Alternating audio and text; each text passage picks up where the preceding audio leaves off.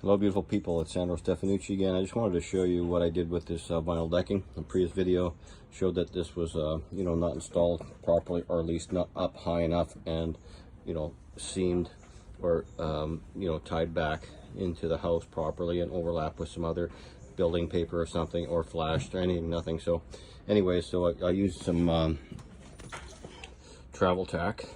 Actually works really good with this on the back, the vinyl, and on the plywood and the sheathing all the way along here. And I waited for that to dry, and then I also put a layer of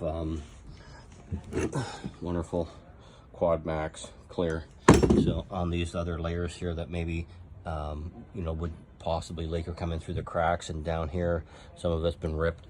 And this is a hole that was done by the previous electrician, who had done obviously some work. If you've seen the other videos we did here, there was some shoddy work done, and he missed and probably didn't even know actually he did it. But anyways, it's a hole, so you're gonna treat that properly, and then we got some membrane to put over top of that and seal that hole up.